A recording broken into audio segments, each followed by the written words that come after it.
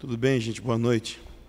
Meu nome é Ângelo, eu moro aqui perto, na cidade de Montemor, e eu quero começar esse momento contando um pouco da minha história para poder conectar com por que você está aqui e onde esse curso vai levar a sua vida, levar onde você pode chegar com esse curso, né? Eu poderia dividir a minha vida com Jesus em duas fases diferentes. Primeira fase, que começou na minha conversão, em 98, até o ano de 2005. O pano de fundo desse período da minha vida, 98 a 2005, eu tive uma influência muito forte de um irmão em Cristo, um ministro da palavra na nação, cujo nome era Gregório McNutt. Alguns aqui talvez conheceram ele. O Gregório foi alguém que marcou muito a minha vida. Na época, ele alugou uma casa a 1 hora e pouco da minha casa, e eu ia então todos os fins de semana para uma reunião de igreja, mas assim, bem diferente. Você pode imaginar o tipo de igreja que o Gregório, quem conhece o Gregório, pode imaginar o tipo de igreja que ele deveria de coordenar, né? Era bem diferente, bem louco, no bom sentido. E então eu passei tempos debaixo da influência desse irmão. Que influência é essa? Para você que não conheceu esse irmão. Esse irmão, ele tinha um legado, uma influência muito forte quanto ao assunto de avivamento. Ele foi muito influenciado por um irmão chamado Leonard Ravenhill, que escreveu o livro Por que Tardo o Pleno Avivamento. Então, a influência desse irmão, o Gregório, na minha vida foi muito marcante, mas não só foi na minha vida, mas na nação brasileira. Mesmo que você nunca tenha ouvido falar nele, você já cantou música da Ana Paula Valadão e ela foi influenciada por ele. Você cantou música do pastor Antônio Cirilo e ele foi influenciado pelo Gregório. Você cantou música do David Keelan e ele foi influenciado pelo Gregório. E muitos outros ministros da palavra que existem hoje por aí foram influenciados por esse irmão. Ele marcou o meu coração. Eu lembro até hoje, eu estava numa reunião nessa igreja que tinha, a cidade chamava Igrejinha. Olha que cidade legal para ter uma igreja, né? Igrejinha, no Rio Grande do Sul. E eu lembro de um dia o Gregório pregando e ele falou assim: eu amo Jesus. Só que quando eu olhei para o rosto dele, para os olhos dele, enquanto ele falava essa frase, algo mexeu dentro de mim muito forte. Por quê? Porque eu sabia que era verdade. Por anos eu tinha cantado músicas, eu te amo, Jesus. A gente falava em oração, Senhor, eu te amo. Mas sabe quando você vê uma pessoa, um homem, uma mulher que é apaixonado de verdade, um homem apaixonado por uma mulher apaixonada por um homem, e aqui eu não estou falando sobre a questão da paixão carnal, sexual, mas quando as afeições de uma pessoa se voltam na direção de outra de maneira real, quando as emoções são verdadeiramente mexidas, eu via isso nele. Porque amar a Deus até então, naquela minha jornada, era muito mais uma decisão. Eu decido, eu vou fazer força, eu vou obedecer os mandamentos, eu estou amando a Deus. Mas ao ver esse irmão, naquele momento, dizendo, eu amo Jesus, e perceber no olhar dele que aquilo era real, aquilo mexeu comigo. Foi como que um alvo de vida. Eu quero ser alguém que a frase, eu amo Jesus, seja um fato e não só um alvo. Nós temos o alvo de ser pessoas que amam a Deus de todo o coração. Amém. Mas eu vi alguém vivendo, nos seus 40 e tantos, 50 anos, ele amava Jesus de verdade. Ele acordava todos os dias, 4h pouco da manhã, para orar pela nação brasileira, enrolado na bandeira do Brasil.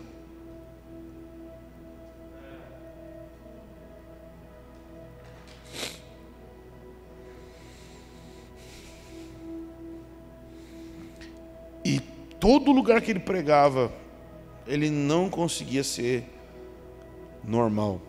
Era sempre muito intenso. Era sempre uma batalha, uma guerra, ouvir o Gregório, porque você saía acabado. E às vezes ele falava coisas também que não tinham sentido nenhum. Tipo, onde estão meus Nike Shox? Roubaram meus Nike Shox? Ou, cara, estou agora mais tomando todinho, não tanto Nescau. Não tinha nada a ver. Porque ele não era um cara que tinha muita prática de pregar assim organizadamente. Então, às vezes, do nada ele soltava, sabe? Primeiro, quando eu conheci ele foi ministrar na igreja que eu congregava.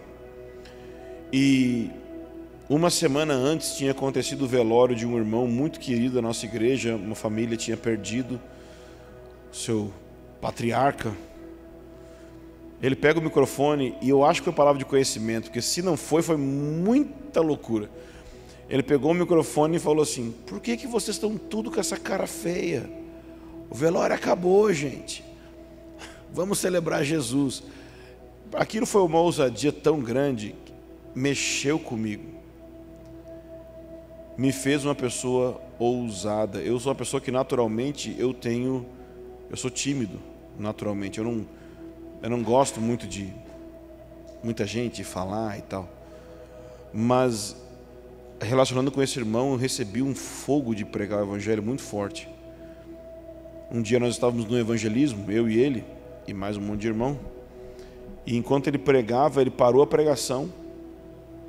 Ele pegou o microfone e falou: cara, agora você prega. Eu estava no evangelismo olhando ele pregar, eu peguei o microfone. Hã? Sabe, tipo um herói seu tá falando, aí ele te dá o microfone na mão e você fala: o que eu vou fazer agora com isso aqui, gente? Aí eu contei um pouco da minha conversão. Mas para mim eu tenho esse momento como uma parábola de passando o bastão. Cara, continua isso aqui. Então, alguns anos, agora 4 anos, 3, já deu 4 anos, Gregório morreu. Gregório foi estar com o Senhor. E minha vida foi muito mexida por ele. Mas esses anos que eu vivi buscando avivamento, eu preciso ser sincero com você que eu encontrei também muita frustração. Eu encontrei muita decepção buscando avivamento, buscando mais de Deus, poder sobre a igreja. Por quê? Deixa eu explicar. Porque eu comecei a ir a lugares e eventos onde as pessoas realmente buscavam a Deus. Pelo menos diziam.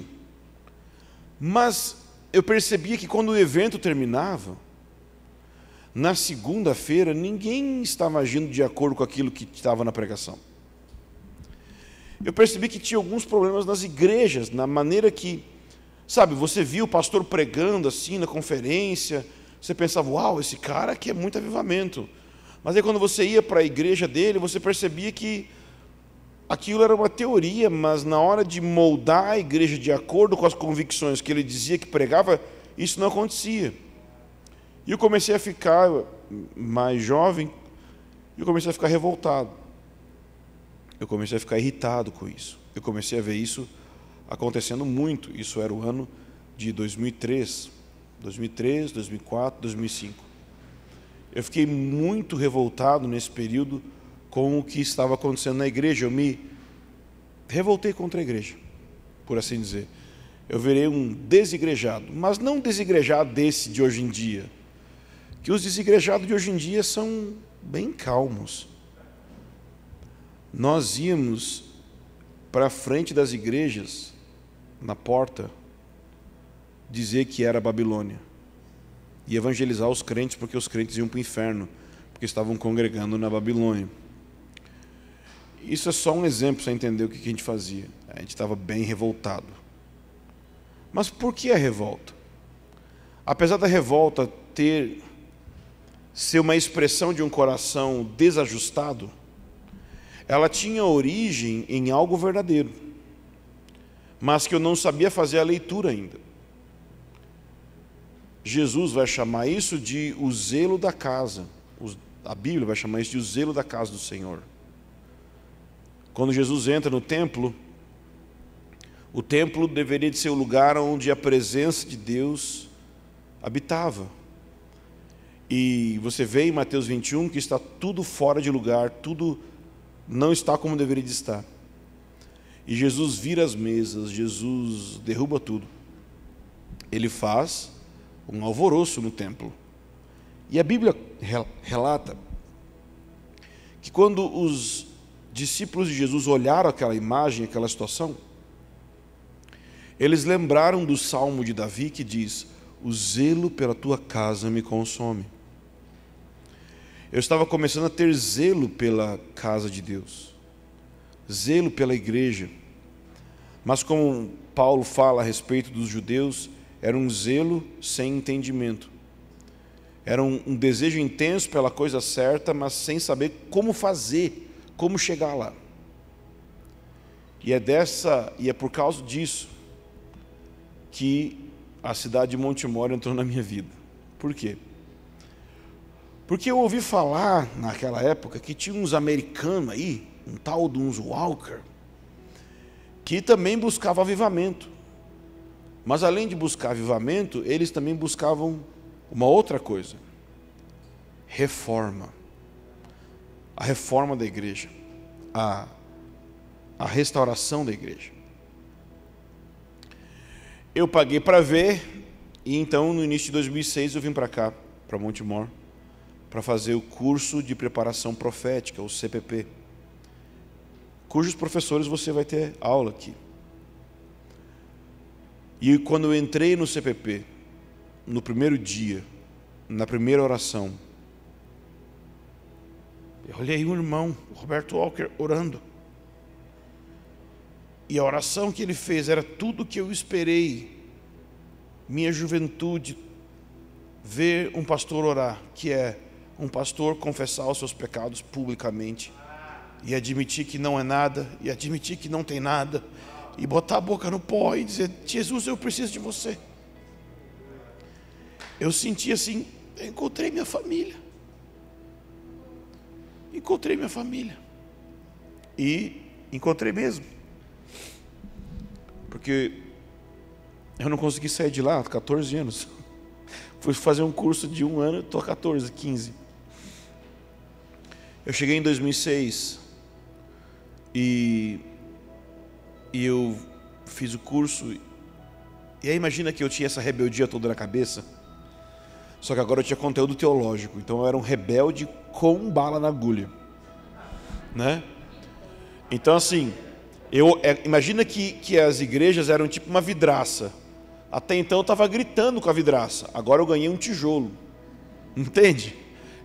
O problema era um pouco maior. E graças a Deus, o Harold Walker entrou na minha vida nessa hora para me mentorear e me pastorear. E todos esses anos, desde então, eu tenho sido discipulado por esse irmão, mentoreado, o irmão Harold Walker. Ele que eu chamo de meu pastor.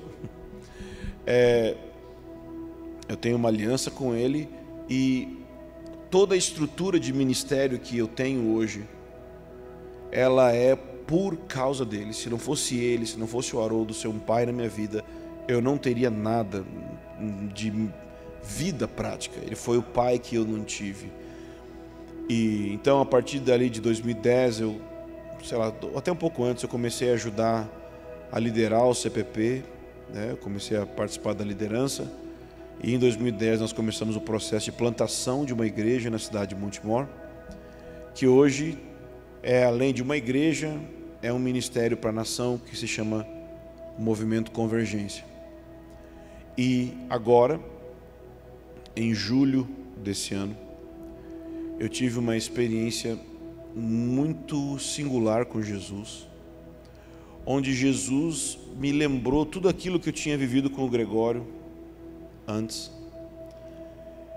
E eu senti muito forte que eu tinha que voltar para aquela, sei lá como é, vibe, para aquela unção, não sei explicar, mas entrar nesse manto do avivamento, entrar nesse clamor por avivamento, e eu senti assim o Senhor me direcionando muito forte para isso. Mas eu me questionei e pensei, poxa Deus, mas se é assim, por que eu fiquei tantos anos me dedicando para a palavra? Eu queria estar me dedicando para falar de avivamento. Nos lugares que eu vou tem gente que acha que eu sou teólogo. Ô gente, eu só tenho o 2º grau, eu não sou teólogo não, de jeito nenhum. E o 2º grau meu foi no supletivo, então assim, eu nunca fiz faculdade, eu não sou teólogo, eu não sou nada disso. Mas porque eu estava no CPP, que é um curso intenso na palavra, então acaba que eu sempre li bastante por causa do contexto que eu estava. Não é que eu não sou teólogo de jeito nenhum. Eu amo teologia, sim, eu acho que é uma coisa muito legal, mas é aquela coisa. Você ler um manual de odontologia é uma coisa, você ser um dentista é outra. Então assim, eu leio algumas coisas, mas eu não sou um teólogo. Mas eu questionei a Deus por que tantos anos lendo palavra, estudando. E o que o Senhor me falou foi isso, tem a ver com fundamento. Então o Senhor permitiu que durante todos esses anos fundamento fosse trabalhado na minha vida, de eu aprender, de eu entender. Porque o que Deus quer fazer é o seguinte: imagina comigo essa cadeira que você está sentado. Imagina agora que você tem 300 quilos a mais do que você tem. Essa cadeira poderia sofrer um pouco, né? Quanto mais pesado você for, mais essa cadeira vai sofrer, né? Bom, essa é a grande questão. Todo peso precisa ser sustentado por alguma estrutura. Se você é mais leve, você pode ficar numa cadeira mais leve. Se você é mais pesado, você precisa de uma cadeira mais resistente. Na Bíblia existe uma palavra para a glória de Deus, que é a palavra kabod, e essa palavra, dentre outras, ela significa peso. Meu sonho é ver a glória de Deus, a nuvem da glória de Deus, invadir cada igreja local com tanta realidade que os vizinhos começam a ser salvos, que corpos começam a ser curados, que a cidade começa a ser transformada, e ou ela converte, ou persegue e mata a igreja, mas eu sonho com ver a glória de Deus invadindo a igreja do Senhor. Mas a glória de Deus é pesada. Esse peso necessita de uma estrutura, de uma base, de um firme fundamento para resistir a essa realidade. Então, eu entendi que essa jornada toda tinha a ver com isso. O Senhor me permitiu, nesses últimos meses, voltar a sonhar com a visitação da sua glória de uma maneira que eu... Olha, irmãos, está começando, sabe? Ele está começando a voltar para a casa dele.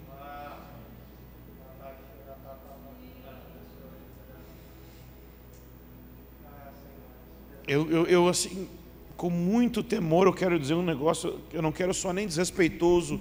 Se você teve uma experiência ruim com esse período da pandemia, eu não quero ser desrespeitoso com você, mas eu preciso dizer que para mim esse período foi uma bênção, porque Deus me colocou no lugar que eu tinha que estar, e eu sinto que Deus colocou e quer colocar a igreja nesse lugar, um lugar de estar perante a face de Deus e de viver para a sua presença exclusivamente. Eu cheguei para a nossa congregação depois dessas experiências novas que aconteceram desde julho passado. Eu tive que dizer para a igreja, falei, gente, eu estou saindo do armário, viu? Eu estou deixando minha função de pastor e eu estou abraçando minha função de tempo integral de ser amigo de Deus. Eu não sou mais pastor, não sou profeta, nem teólogo. Eu quero ser amigo dele. Onde ele estiver, eu quero estar. Parece que ele está hoje aqui. Parece que ele quer falar com você, quer conectar você com o seu destino nele, né? Senhor, nós queremos tanto.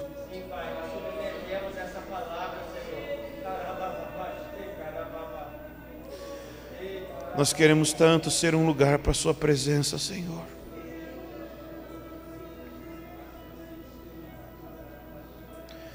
Queremos tanto, Senhor.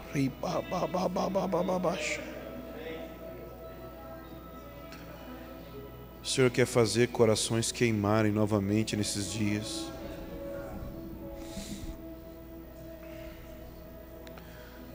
Pai, em nome de Jesus, libera aqui, Senhor, fogo.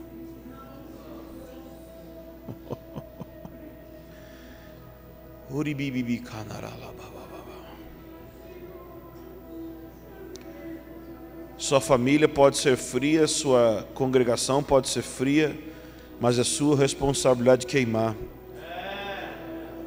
E eu vim aqui para dizer para você que você não precisa mais pedir perdão por querer ser alguém radical. Jesus não chamou você para ser equilibrado no reino dele.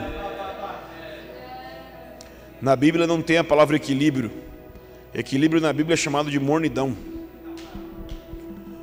A gente deve ser equilibrado com a nossa saúde, com a nossa alimentação, isso é maravilhoso.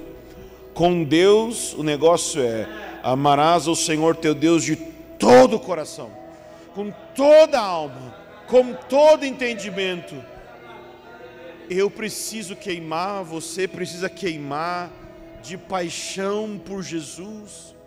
Porque senão esse negócio de estudar a Bíblia se torna só um meio de eu conhecer, para dominar, para me achar melhor. A.W. Tozer, um homem de Deus, dizia: eu não leio a Bíblia, ela me lê. A gente precisa disso, dessa palavra de Deus que é mais cortante que uma espada de dois gumes, apta a discernir alma de espíritos, pensamentos e propósitos do coração. Nós precisamos de um encontro não com conceitos, nós precisamos de um encontro com uma pessoa. Nós precisamos de um encontro contigo, Senhor.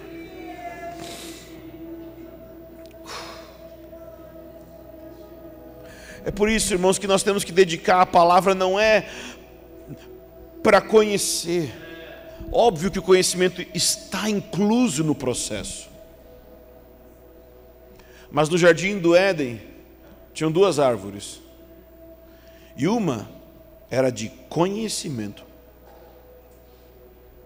A outra era de vida. Na vida tem conhecimento, mas no conhecimento não tem vida. A vida me leva a entender, mas entender não necessariamente vai me levar a ter vida. Existe um processo que é diferente.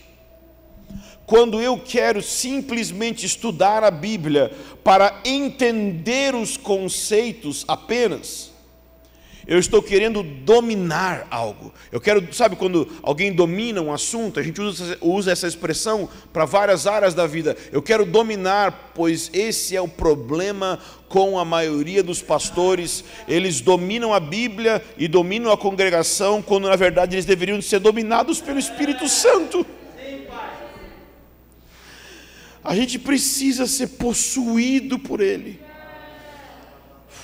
A gente fala que Jesus é o Senhor, mas Jesus está à destra de Deus no céu agora. A questão é: o Espírito Santo é o Senhor aqui agora nessa sala? Ou será que eu tenho uma agenda tão específica, tão assim, só para um lado, minha vida só vai para cá porque eu mando em tudo, eu determino tudo, e Jesus não tem lugar para definir as coisas?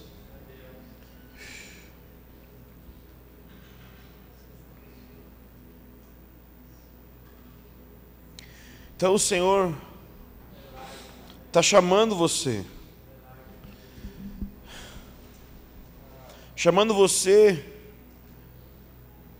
para você viver a maior alegria, aventura que você poderia ter, que é viver o seu chamado.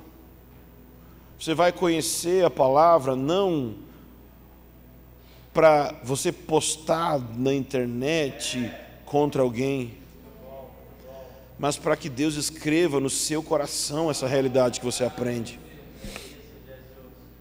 É por isso que você está aqui, porque você precisa de um impacto da palavra no seu coração, para colocar você nos trilhos do seu destino. E qual é o seu destino? Os crentes ficam preocupados, perguntando: eu queria saber meu chamado. Seu chamado é muito simples. Seu chamado pode ser resumido numa palavra: Emmanuel. Deus conosco. O que eu tenho que fazer? Eu tenho que fazer de tudo para ter um ambiente Deus conosco. Eu tenho que ter um tipo de alma, Deus conosco. Um tipo de família, Deus conosco. Um tipo de emprego, de trabalho, Deus conosco. Um tipo de ministério, seja pregando, seja cantando, seja servindo, seja profetizando, Deus conosco. Esse é o teu chamado. Tem um homem na Bíblia que entendeu que ele tinha esse chamado, o nome dele era Davi, e ele disse certa vez assim: eu faço um voto, que eu não vou dar sono aos meus olhos, nem descanso às minhas pálpebras, até que eu encontre um lugar para o Senhor, uma morada para o poderoso de Jacó. Davi decidiu que se tinha algo importante que ele tinha para fazer na vida dele, não era simplesmente ser rei sobre Israel, mas ele entendeu que, uma vez que ele foi colocado na posição, na autoridade de rei, ele iria usar a autoridade dele como rei para, por meio dela, criar um espaço para a presença de Deus por meio do governo dele. E assim como Davi foi colocado como rei sobre Israel, Deus colocou você em diversas circunstâncias nas quais você tem ou terá autoridade. Por quê? Por que Deus permite que um homem, por exemplo, case e a partir daquele momento, agora sua esposa precisa submeter a ele? Não é para ele tripudiar sobre ela, mas é para ele usar dessa autoridade para criar um ambiente da presença. Ou seja, você tem que ser um homem tão apaixonado pela presença, que você usa da sua autoridade, você usa do mandato da submissão da mulher, para que ela submeta a um processo de criar um ambiente da presença na sua casa.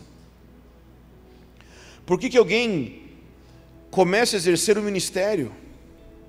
Ele faz isso porque ele deve, por causa da autoridade que recebe, criar um ambiente para a presença. Um pastor pode usar o púlpito como um lugar onde ele vai expor suas habilidades de falar, mas o que ele precisaria fazer era abrir espaço para que Deus pudesse falar. Mas para isso precisa de verdade, assim mesmo, entrar nesse negócio de ser alguém que é exclusivo para Deus de verdade. a gente lê essa expressão santo, santidade, sejam santos porque eu sou santo, e a gente dá uma brincada com esse termo, né? A gente meio que coloca assim, esse é um alvo que ninguém vai alcançar, né? Santidade. Santidade é sua identidade. Se você quer saber qual a sua identidade no reino, eu vou te dar agora, santidade. O que isso significa? Significa que a essência da sua identidade, a essência de quem você é alguém que pertence exclusivamente para Deus. Esse quem você é. Enquanto a gente não entrar nisso, vai ficar essa enrolação aí de altos e baixos. Sabe alto e baixo? Gente, como é ruim ter uma vida de alto e baixo. Vai para baixo de vez, vai para o pó. Aí nunca mais vai ter alto e baixo. Confessa que você não quer Deus, mas precisa querer. Bota a boca no pó e fica lá. Até que algo aconteça. Bom,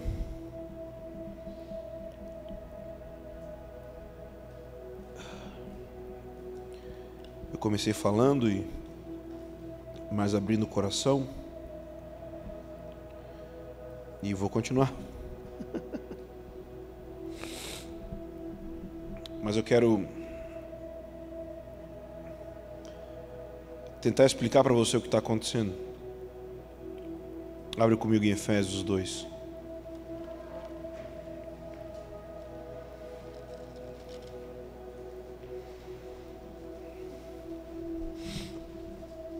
Quero mostrar para você que a proposta que eu vou tentar fazer para vocês aqui, ela não é uma loucura, ela tem parâmetros neotestamentários.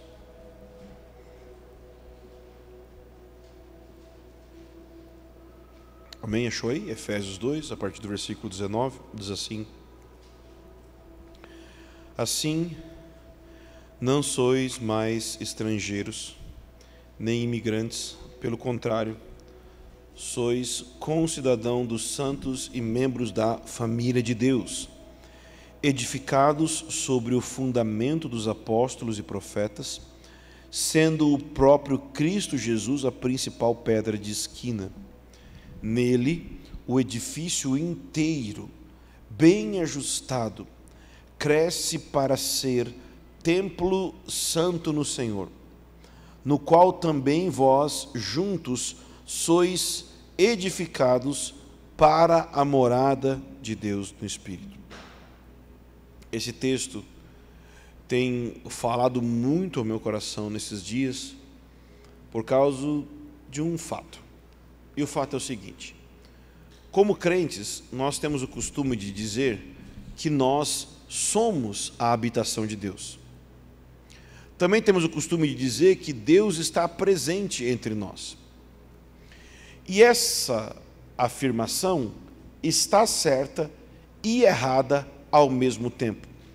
Ela está certa em uma dimensão da vida, mas ela não é verdade em outra dimensão.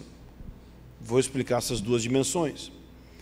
Existe uma dimensão que é aquilo que nós temos por herança em Cristo.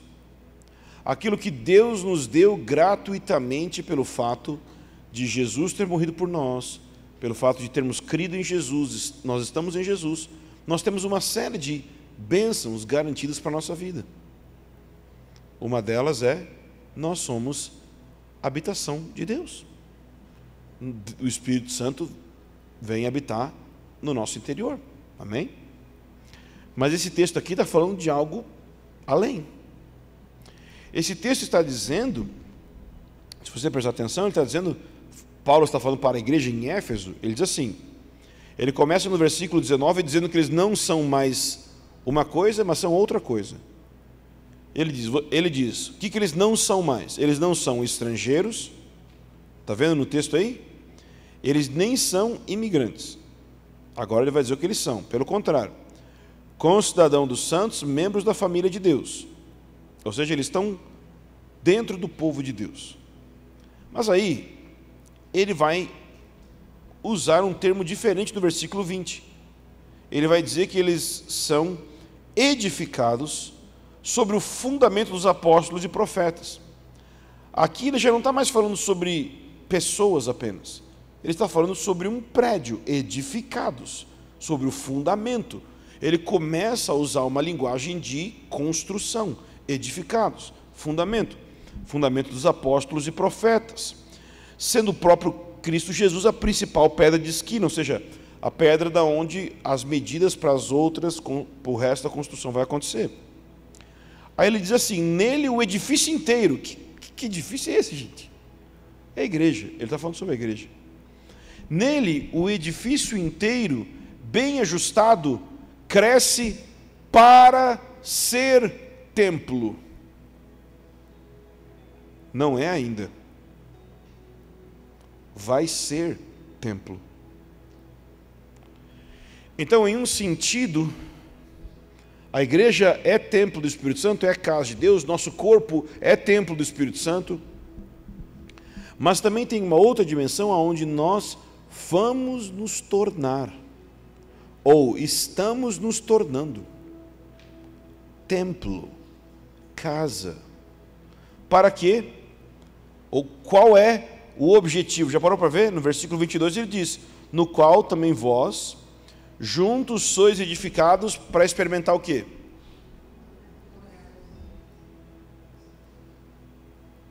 Mas eu já não sou morada de Deus, do Espírito?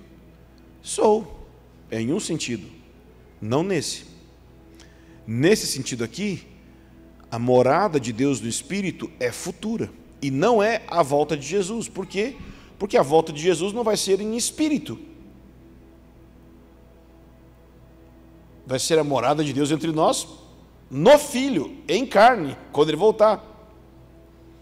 Ele estava falando aqui de uma presença do Espírito que virá sobre a terra antes da volta de Jesus, que será o completar da obra de Deus, o completar da construção do edifício de Deus, para que Jesus possa voltar.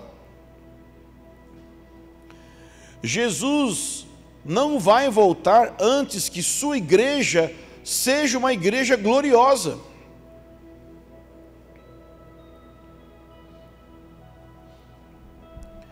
Jesus não vai voltar antes que sua casa seja uma casa cheia de glória. E é nisso que nós estamos trabalhando. É nessa direção que os ensinos que você vai receber nessa escola vão apontar. Vão apontar na direção de pensar, de entender como acontece essa construção. Veja que ele diz que essa construção, ela tem o fundamento dos apóstolos e profetas. E você pode aqui pensar muita coisa, tanto que ele pode estar falando sobre os profetas do Antigo Testamento e os apóstolos do Novo, como também ele pode estar falando do grupo de apóstolos e profetas que ministraram no primeiro século, a companhia de ministros do Evangelho, e também isso pode estar incluso o ministério de todo apóstolo e profeta durante a história da igreja. Essas três verdades não são contraditórias uma à outra. Você não precisa crer ou em uma coisa ou em outra. Mas o fato é, você conhece a verdade apostólica e profética? Ou para você apostólico e profético é só um nome que alguém deu de uma conferência, de um livro, de uma pregação, mas na prática você não sabe o que é. Na prática você nunca experimentou. Porque se não experimentou, talvez nunca começou a edificação do lugar da presença. Você precisa entrar nisso. E o fundamento dos apóstolos e profetas nada mais é do que a palavra, do que o Evangelho. O problema é que nós temos um tipo de Evangelho que, ao invés de nos conectar numa construção de um lugar para a presença, nós temos um tipo de Evangelho que nos leva a simplesmente querer uma vida melhor agora, Um evangelho que simplesmente me faz ser mais individualista. Um evangelho que simplesmente me faz pensar no meu melhor e não no coletivo na casa de Deus. Quando nós lemos o profeta Ageu ele tem declarações contundentes. E quais são as declarações dele? Ele diz o seguinte: vocês trabalham muito, mas não conseguem juntar muito dinheiro quando trabalham. E quando conseguem juntar um pouco, chegam em casa e eu assopro o que vocês ganharam. Quem recebe salário, diz o profeta Ageu, recebe para colocá-lo num saco furado. Que situação terrível, não é? Mas aí o profeta, usado por Deus, pergunta: por que isso está acontecendo? Por causa da minha casa. Porque cada um de vocês corre por causa da sua própria casa, enquanto a minha casa está em ruínas. Nós ouvimos um tipo de evangelho que nos tornou pessoas que se preocupam com suas próprias casas, com seu próprio individualismo, e não se preocupa com a casa de Deus.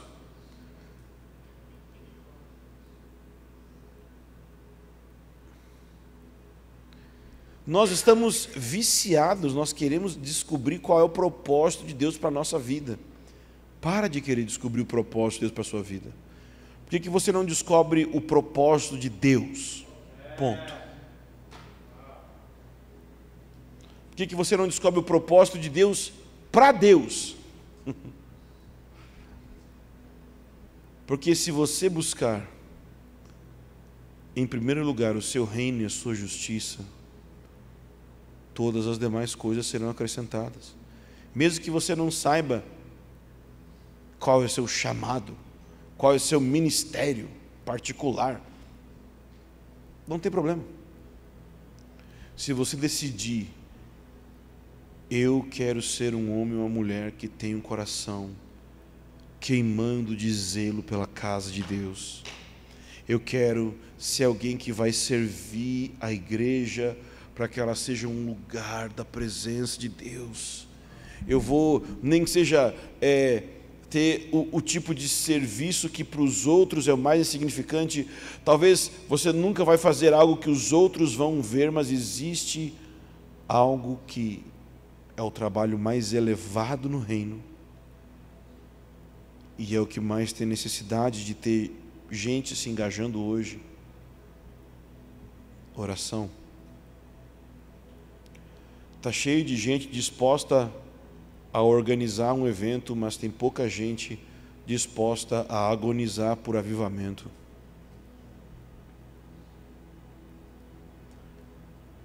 Muita gente que reclama, pouca gente que intercede. Mas você está recebendo essa oportunidade hoje. Diante de você tem uma placa escrito: há vagas. Qual a qualificação? Nenhuma. Você não precisa ser cheio de conhecimento.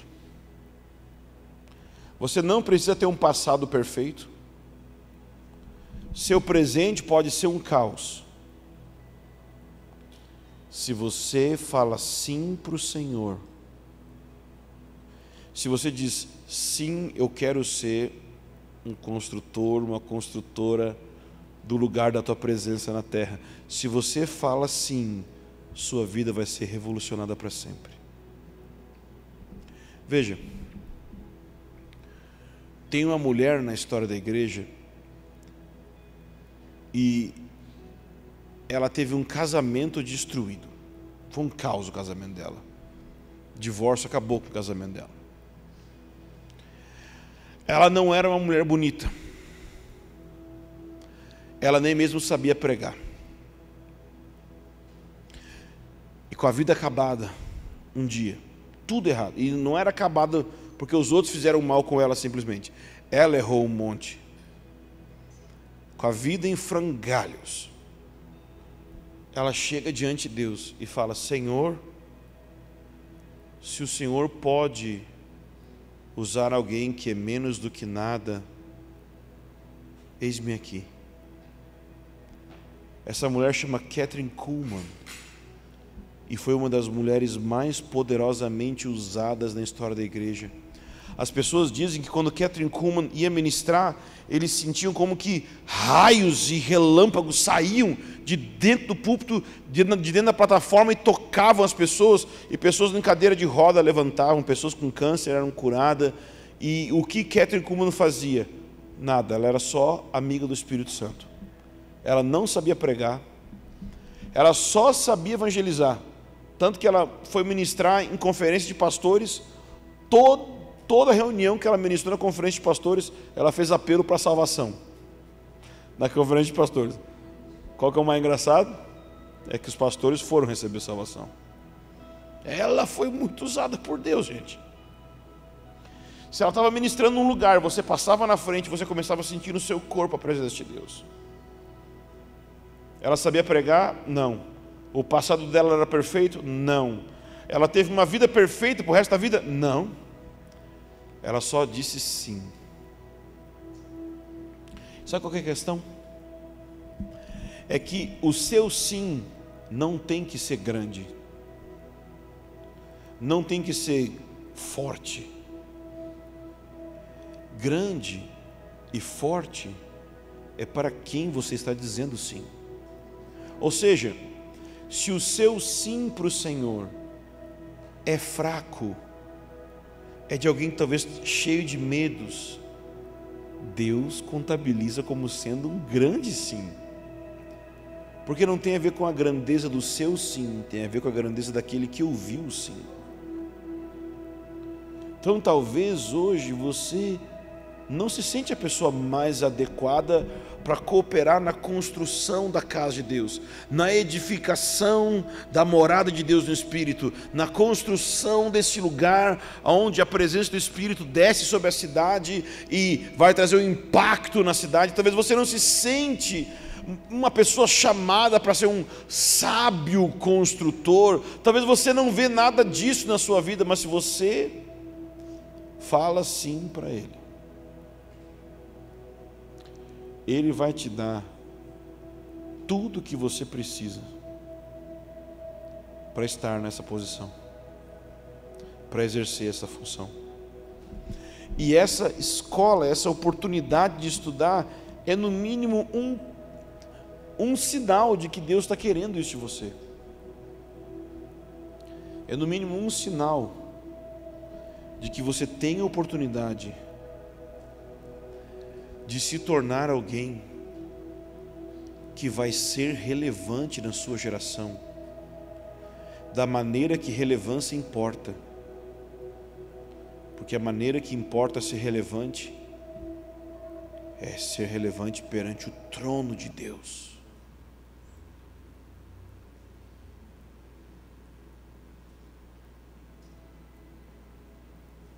Certa vez um demônio disse: Jesus eu conheço, Paulo eu sei quem é, mas e vocês, quem são? É o caso dos 7 filhos de Seva, em Atos. O que impressiona no verso é que ele disse: Jesus eu conheço, ou seja, ele está admitindo que ele reconhecia a autoridade de Jesus. Mas ok, Jesus é Jesus. Mas depois ele fala: Paulo eu sei quem é. E Paulo era ser humano como você. A única diferença é que ele era conhecido no inferno e amado no céu. Eu quero isso para a minha vida, e eu vim convidar você para a mesma coisa. Eu não vim te convidar para ser um pregador, uma pregadora. Eu não vim te convidar para ser um pastor, uma pastora.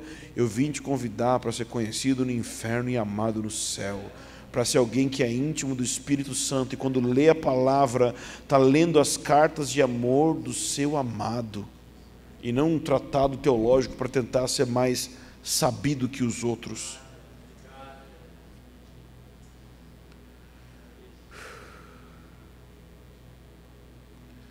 Jesus tem mudado muito a minha vida nesses últimos meses. E tudo que eu mais quero, tudo que eu mais sonho, é se um dia Ele vai ter um lugar para repousar a sua presença lá na nossa congregação. É o sonho da minha vida.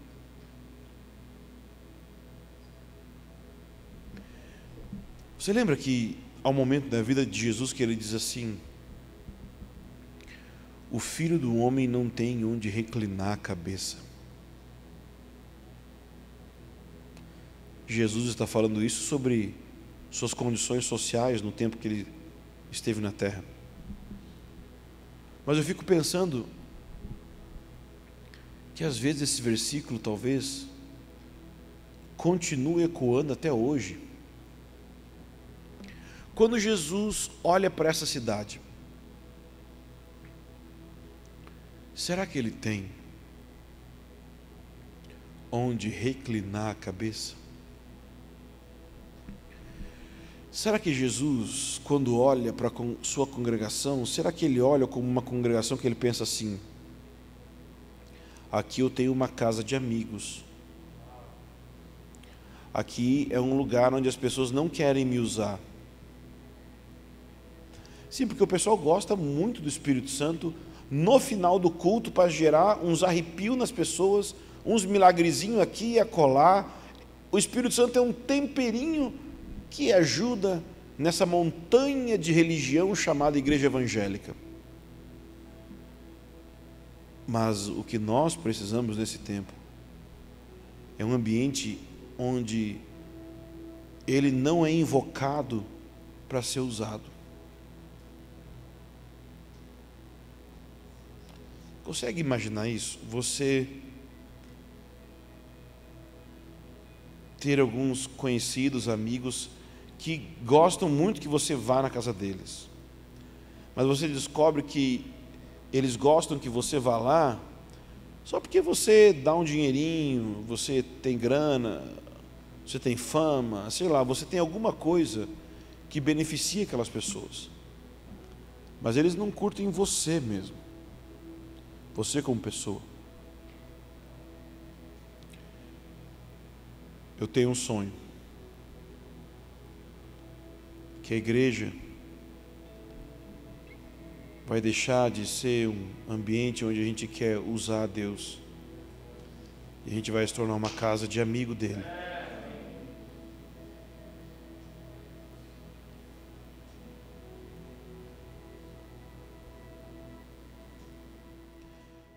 Há tanto tempo estou a procurar homens que queiram ser meus amigos. Há tanto tempo estou a procurar e não escuto resposta.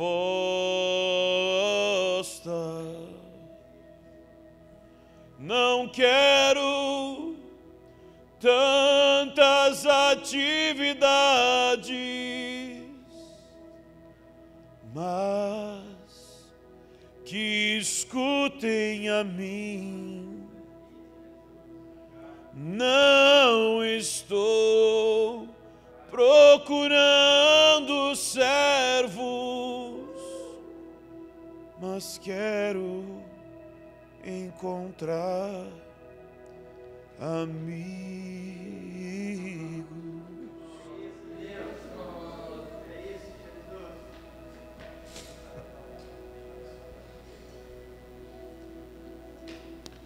Se existe alguém que gostaria de hoje dizer sim para Jesus, para ser amigo dele, queria te convidar a vir aqui na frente para a gente orar. Mas olha bem o que eu vou falar.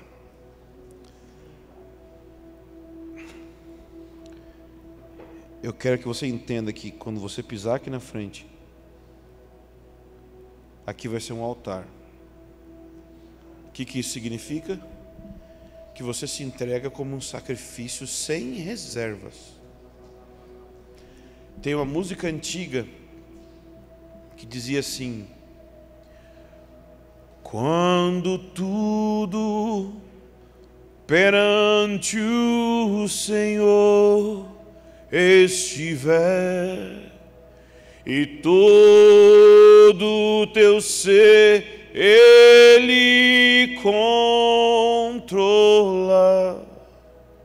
só então hás de ver que o Senhor tem poder quando tudo deixares no altar. Ou seja, não é e se, não, é deixa tudo para ter vocação de tempo integral, de ser amigo de Deus. Não importa se um dia vão conhecer você, não importa se um dia vão falar de você,